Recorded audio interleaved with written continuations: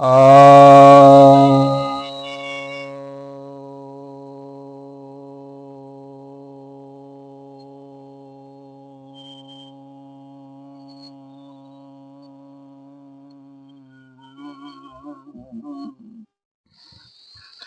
सभी भक्तजनों को सप्रेम नमन। तो आज मैं आपके समक्ष चाणक्य नीति के चौथे अध्याय के पहले श्लोक पर व्याख्यान देने जा रहा हूं। यह श्लोक कहता है, आयुः कर्म वित्तञ्च विद्या निधनमेव च पंचेतानि हि सृज्यन्ते गर्भस्तस्यैव देहिनः।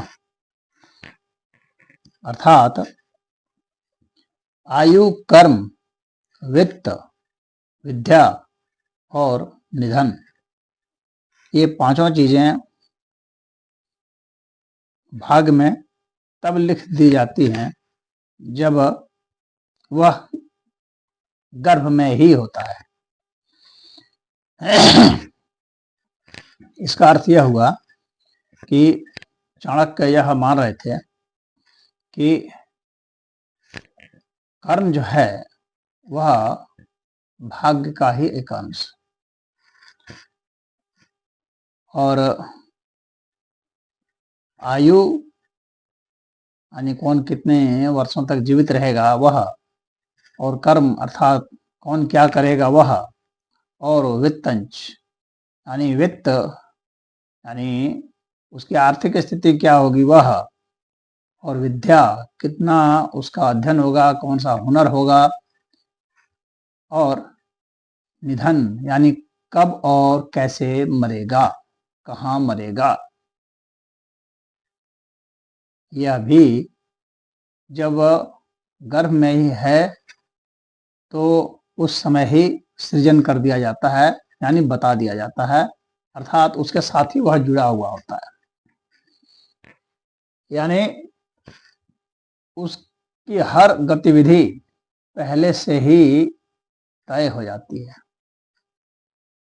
व्यक्ति की एक तरह से हर चीज तय हो जाती है कि वह कैसे जन्मेगा, उसकी आयु कितनी होगी, वह कौन कौन से कर्म करेगा, वह कितनी कैसी आर्थिक स्थिति को प्राप्त होगा, क्या कमाएगा, कैसे कमाएगा, कैसे खर्च करेगा, कितनी विद्या, कौन कौन सी विद्या, कब कब कौन सी विद्या वह अर्जित करेगा, कहाँ से अर्जित करेगा, और उसका उपयोग कैसे करेगा, और कहाँ कैसे कब और क्यों मरेगा। अर्थात ये सब चीजें तय पहले से ही होती हैं, इसे मनुष्य बदल नहीं सकता। हालांकि मनुष्य जानता ही नहीं है कि क्या चीज तय है, उसे पता ही नहीं है क्या तय है, तो वो बदलने का प्रयास करता है। वो सोचता है मैं अधिक दिन जी लूं, वह सोचता है कि मैं अधिक से अधिक दिन जी लूं, उसके लिए बहुत मेहनत करता है, ढंग से खाता है, पीता है, औषधियों का सेवन करता है, डॉक्टरों की सलाह लेता है, अपने को सुरक्षित रखता है, लेकिन आयु जितनी होती है उतने ही में वह फिर मर जाता है। मृत्यु आ ही जाती है किसी न किसी बहाने, जो उसको पता ही नहीं होता कि मृत्यु कैसे आएगी। सुरक्षित से सुरक्षित जगह में रहने के बावजूद, और अच्छी से अच्छी औषधियां लेने के बावजूद, अच्छे से अच्छे चिकित्सक के बावजूद, और अच्छे से अच्छे आहार के बावजूद उसकी मृत्यु हो ही जाती है, बचाए बचता नहीं है।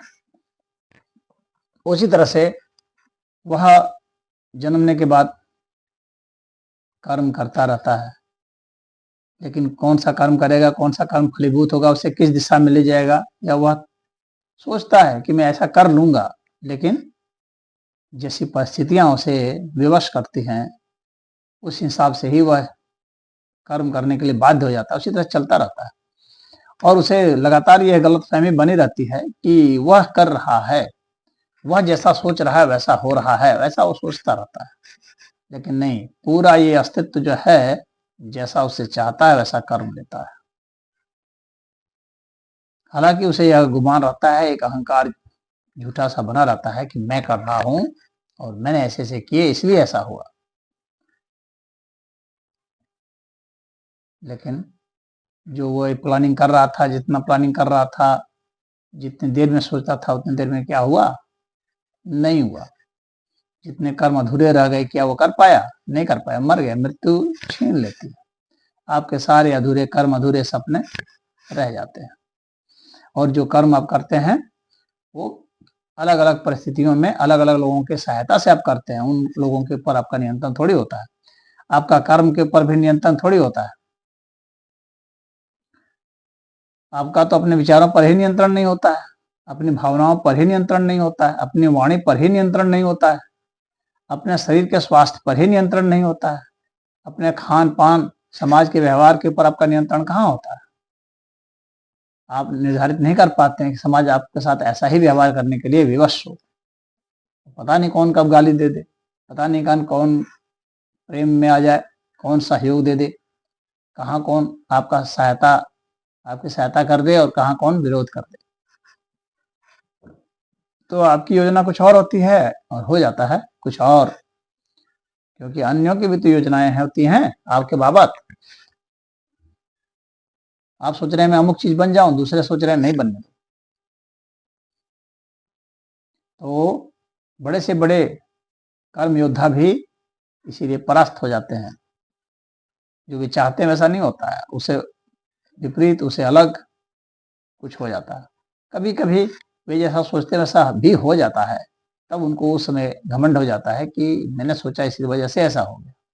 और वहां वे सोचते हैं कि कर्म मेरे द्वारा निर्धारित है, लेकिन कर्म अस्तित्व के द्वारा निर्धारित है, ऐसा चाणक्य यहाँ बता रहे हैं। फिर कहते हैं वित्त, आपकी आर्थिक दशा क्या होगी, आपकी आय कहाँ से होगी, आपके खर्चे कहाँ से होंगे, कितने होंगे, कैसे पैसे आएंगे, कैसे पैसे जाएंगे, यह भी आपके नियंत्रण में नहीं होता। आपने इकट्ठे करके रखे हैं, कोई आ करके लूट के चला गया, कोई चुरा करके चला गया, कहीं गलती से खो गया, गिर गया, आप कुछ नहीं कर पाते। आप सोचते हैं इतना कमाऊं, पता चला कि उतना नहीं कमा पाते हैं। आप जमा करते हैं, पता चला कि कोई ठग के चला गया।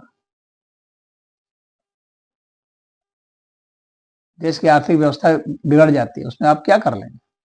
बैंक दिवालिया हो जाते हैं, आप क्या कर लेंगे?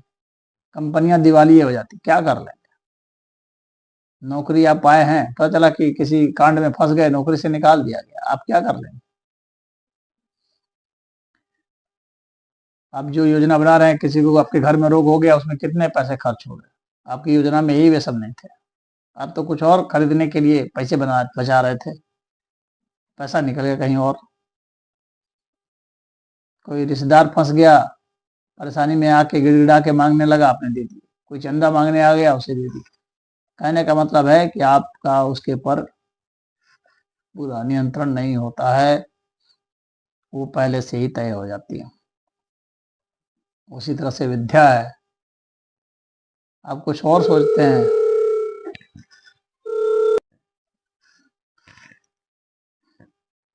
शिक्षा आदमी चाहता है कि किसी तरह से हासिल करें। कुछ लोग ऐसे हैं जिनको सब सुविधाएं मिलती हैं, फिर भी शिक्षा हासिल नहीं करते, उनका मन ही नहीं है विद्या अर्जन में। कुछ का मन है तो उनको सुविधाएं ही नहीं है, और कौन सी विद्या कहाँ मिलेगी, वो उसके अनुकूल होगी कि प्रतिकूल होगी, ये कोई भी शर्त वो निर्धारित कर ही नहीं पाता है। मनुष्य जो है परिस्थितियों के अनुसार ही कार्य करने के लिए बाध्य हो जाता है। मनुष्य स्वतंत्र नहीं है कि पूरे स्वतंत्र होकर के ही वो कोई व्यवहार करे। सामाजिक परिस्थितियां, राजनीतिक परिस्थितियां, आर्थिक परिस्थितियां और भौगोलिक परिस्थितियां, सब कुछ जो है मिल करके ही कुछ निर्धारित कर पाते हैं। यही यहाँ पर चाणक्य कहना चाह रहे थे। हरिओम।